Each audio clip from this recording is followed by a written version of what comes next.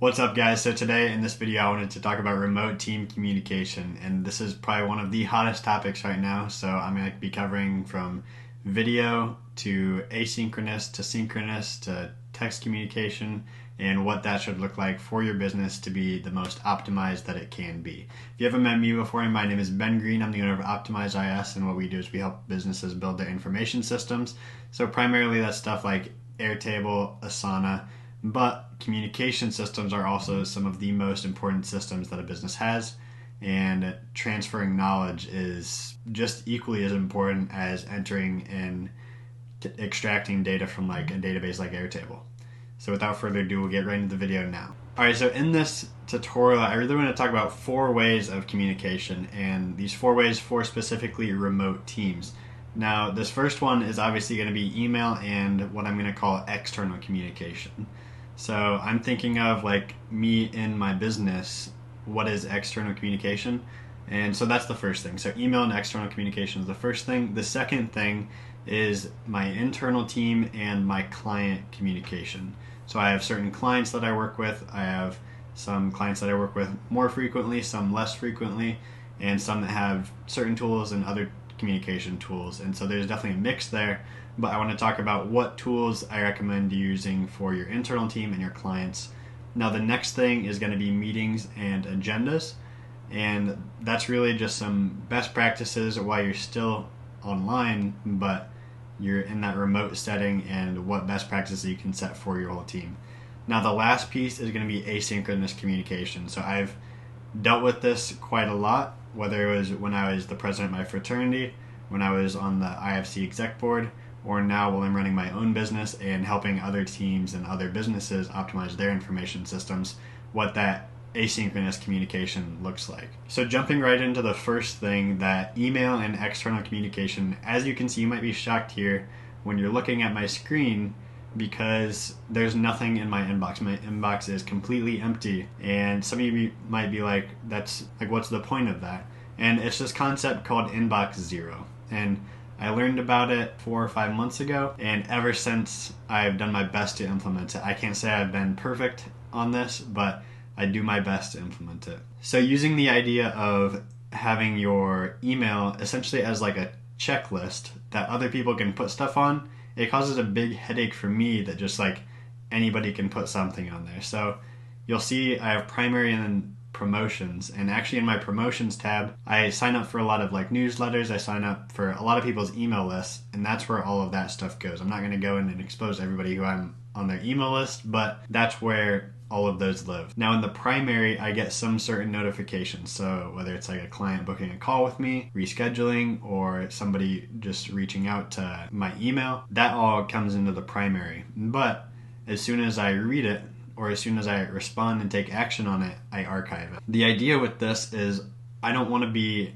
having my mind tied up in these different communication systems that anybody can just add stuff to. So if I'm done with something, if I'm waiting on them, I don't want it to stay in here, and you can archive it. And if I go up here and I search something in here, I will still be able to find that email, but it's not going to be cluttering my inbox. And so I can keep this every morning. I can come in here and clean out any emails from the prior day, or if it's like a Monday, I can clean it out from Saturday and Sunday, and it will take care of all of that, and I just have a clean slate here. Now, as far as external communication, what I consider external communication is like anybody reaching out for like a promotion, like if they want to collaborate with me on YouTube, or if they want to sign up, if they're like a prospect, or if there's someone, like if I'm doing a hiring process, then this is probably where those potential prospects for the position that I'm hiring for, this is where they would come in.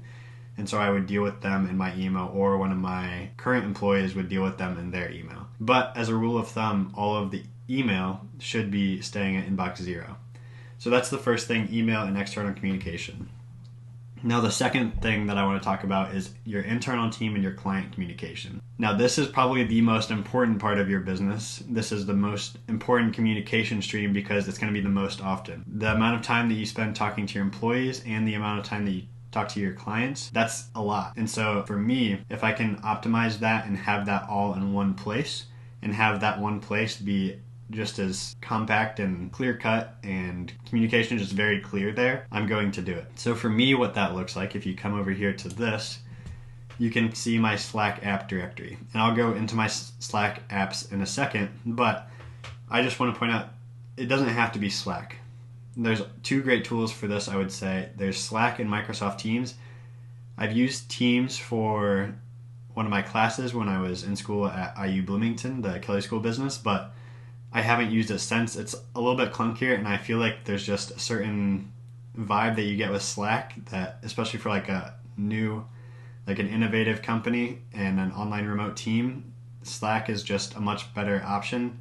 It's not as like clunky or bland, I would say, as Microsoft Teams. I feel like it's very intuitive. So if you look at my Slack apps, I just wanted to point out that you can have certain integrations. So one of my favorite integrations is Airtable. I have a few certain channels, and I'll discuss channels here in a second, but I have a few channels where certain information gets automatically transferred in there. And I actually have a video on how to set up Slack reminders from Airtable in my YouTube channel. You can go search it. But say like a client books a call with me, say they book it from my website, say they request a consultation from the link in the description to work with me to request a consultation. I have an automatic notification in a Slack channel so that I get notified when that happens, so I can go review that and make sure I plan out that time in my schedule to prep for that call. There's also two other apps in here. There's Loom and Zoom. I highly encourage you to at least put Zoom in there because I'll get into that later with the meeting and agendas, but it's one of the best apps in my opinion for communication and client communication, as well as just like internal team having those routine meetings or even just random meetings. Now in my Slack app, this is a desktop app and I prefer to have it on the desktop. I highly encourage you to get it on the desktop app. And what I like about this is, as you can see over here on the side, I have 5 different workspaces that I'm in. For example, I'm in the Built on Air community. And if you're into Airtable, I highly encourage you to try to go join the Built on Air community. There's like 650 people in there, little plug. And I'm also in my own. So as you can see in here, one of the most important things for your Slack channel is naming conventions. Now, as you can see, I have a few different sections, and I'm not going to expand these sections or else you'd be able to see all my clients, and I'm not going to expand any of them so that you don't get the wrong information, because that's not what this video is about. What I do want to stress to you is that you need to make naming conventions standard. So for all of my client fulfillment, what I like to do for internal team communication is I'll have certain channels where it's just me and my team when we talk high level, or if it's a certain thing that only pertains to us. But as much as I can, I like to have clear communication between all parties. So for every new client I get, they get their own channel and they get invited to be in our Slack community. So it's not like a huge community in that like everybody gets to talk to each other, but we have all of our client communication in our Slack and everything gets managed in there. When like we schedule meetings, that stuff happens in there. We send links in there, we send resources in there. A lot of times we can send Looms in there if we record a Loom on how to do something, and we manage all of that communication in there rather than like on email, because that's external communication, and rather than like texting, because texting should purely just be for personal use as much as possible. Now, I also wanted to point out you can do direct messages, and I would try to make it a point to keep these as few as possible, because what you want to do is you want to build out different verticals in your business and then build out the little channels beneath those verticals. So for me, that looks like client fulfillment, where I have each client and then I have like a general channel with all of my client fulfillment. And I know I have another channel in there where if somebody submits like a testimonial or someone submits a referral, then those get notified from Airtable when they submit those forms. There's also like my marketing and sales channels here. So that's where like I manage some of my YouTube communication. That's where I manage some of my sales CRM. So like if somebody signs up from the website, that's where somebody would get that, or I would get that Slack notification from them signing up in there. But everything has its own channel unless it's too granular. If you have something where you have 10 different marketing channels, but it's only like 2 people on your team, you might not need to get that granular, but really just figure out, there's no like right or wrong answer on how many channels you should have, but just try to keep it at what works best for you to make sure you still maintain good communication and organization while not like spreading everything way too thin and only sending one message in there like every other year. You can also have these direct messages, and one of my favorite things is you can message yourself. Now, I message myself in a few of my other Slack communities that I'm in, but I wanted to point this out. Like, you can message yourself here. So for example, I message myself just the plan for this YouTube video on 1, 2, 3, 4, what I'm going to go through, because I knew it would be up here and I knew I could see it and reference it in the video. You can also see some of the other apps that I've added over here, and you can keep on adding more and more apps the more you want to grow your Slack channel. Now, this is also where I would encourage you to have all of your team communication with anybody on your team, whether that's like a VA.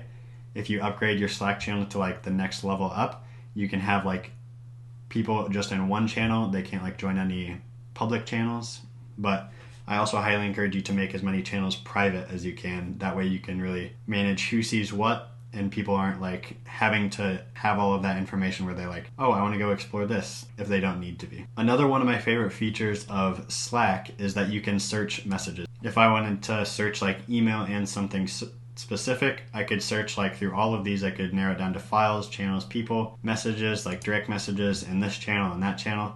It has great search functionality. I would not like compare it to Google in that it's like you can search the web, but you can search any message as long as you're under the message limit in your Slack, which for most teams that's not going to be an issue. If you have like built on Air where you have 647 members, that might be an issue, but for the most part you can search just about anything in your Slack channel and you can go find that. And that's why it's important to have stuff managed by like the vertical and then the processes within that vertical. That way you can just search, oh, when did I talk about YouTube in this specific episode in the YouTube channel? And then you'll be able to go find that. Now, some of the best practices that I recommend are if we come up here to optimizeis and we come to preferences, what I would suggest doing is, see, I have this on all new messages right here, but I would change this, and that's what I wanted to do in this video, is change this to direct messages, mentions, and keywords. Now, I'm not going to set any keywords. Like you could set like if I wanted, anytime someone mentions an Airtable, which would be too much, then I would have that in there. But I think that's really the biggest thing, is you don't want, if you have like a substantial team, like more than like 2 people, I would say, you don't want every new message to be coming into your inbox and distracting you from what you were doing in your workflow in your day. So I would switch that off, those notifications. And then also everyone on your team, whenever you onboard someone, whenever you're getting started with your Slack channel, I highly encourage you to add a picture, because it's easy to like get caught in just like messaging. Like if I look at like there's no pictures on these 2 workspaces, but if you come up here and you click edit profile, you can upload an image, you can upload your phone number, and all of that. So that's it on internal team and client communication. Now the next thing is meeting agendas and just meetings in general for a remote team. I really wanted to hit on this because I think it's one of the most like overlooked like things about a remote team is having agendas and having a specific cadence and structure to your meetings. That way you actually get stuff done. And as much as like the social aspect of a remote team and having that FaceTime is very important, it is also important to have that structure to your meetings just like you would have in person. That way you can actually get stuff done. And I think it's important in that structure to maybe like for the first 5 minutes include like a little icebreaker, a little friendly discussion, and build in that buffer time, but also build in like, okay, this is what we're going to talk about. We're going to talk about this, this, and this, and this, and this is going to be in the agenda. And I highly encourage, like, if you have all of your meetings in a Google Calendar, in each Google Calendar, if it's a recurring meeting, so if it has like a cadence, if it's a recurring meeting, you should put a Google Doc in there. And then between every meeting, if anybody has something they want to talk about in the meeting, they can go in there and edit that really dynamic Google Doc, and they can say, hey, we need to talk about this. And then when you start the meeting, everybody has that Google Doc available and people can reference it before. And that really just takes your meetings to the next level, because people will feel heard. You'll remember stuff because you won't have to remember it because you'll have put it in the Google Doc. So that's my suggestions. Using Zoom, if you link up your Zoom and your Google Calendar, you can just add it right away, and everybody will have the Zoom link well in advance. Now another thing is, if you have your Zoom account, if you have a Zoom account, you have a specific URL that is your meeting ID. Now you can find this URL and you can like put it in a bookmark, or you can like get a domain. Like I have, like, I'm not going to say my exact domain, but I have like, say, comechatwithben.com, and you can use that URL to go to my Zoom. So I can just attach that in every single meeting, and then everybody knows, oh, I just have to go to this meeting, and it opens my new Zoom meeting. So that's my suggestion. Interlink the Google Calendar, always use Zoom, and attach a Google Doc in the description of every recurring meeting, and have that be the agenda, the living document, the living, breathing part of your meeting. That way you can reference it, and you can even add like historical stuff in the bottom of those if you need to. Now, as you grow and scale your remote team, what you're going to want to think about is how often you want to have these meetings. So if you're at a point where you have like multiple small teams, I highly encourage like some daily communication in there, whether it's just like a quick huddle in the morning or a quick huddle in the evening once like you get everything done. I think that can be very effective for those smaller niche teams within your bigger team, as well as some weekly one-on-ones. So if you have like just a few people, like I really like this with a few of my clients, like we just have one regularly scheduled meeting per week, and for some of my other clients, like we have like 3 days per week at the same time every day, or at the same time each day. So really just figure out what's going to work best for you, and when you can have like those departmental meetings to have everybody come together if you want to share ideas there, or just follow that specific meeting agenda that you set well prior in advance so that everybody knows what's happening. So there's a lot of meeting types that you can play with, but I just highly encourage you to think like, what's going to promote our company culture? What's going to be the most effective for knowledge transfer? Like, what would be too much? What would be too little? And then where can you find that happy medium between like having those one-on-ones, having the team huddles, having departmental meetings, and then having whole company meetings? So whether that's like once a week, every other week, every month, every quarter, that's going to be up to you, but it's really about what works best for you and how fast do you want that, how much collaboration do you want, and how much knowledge do you want transferred during those meetings. One of the most overlooked things about remote team meetings is the value of that face-to-face time. Now, especially in 2020, when everybody, whether they like it or not, they are doing remote team meetings, they're meeting virtually on Zoom. I think it's one of the best things for this year is that you can meet virtually. You don't have to always be messaging over Slack where you're like, can't exactly translate your emotions and like how you're actually saying something over Slack. That's what these virtual meetings are really going to provide for your company culture, is they're going to give you that extra amount of face time. That way you can maintain those work relationships without sacrificing like, oh, did she actually mean to say this way because this is how I interpreted it. It really takes a lot of that out, and you can be a lot more like friends and work together very efficiently with your team. Now, with that being said, another thing that, especially in school, what happened was we would get in like a Zoom class, and I would say at least 85% of the people would have their video off.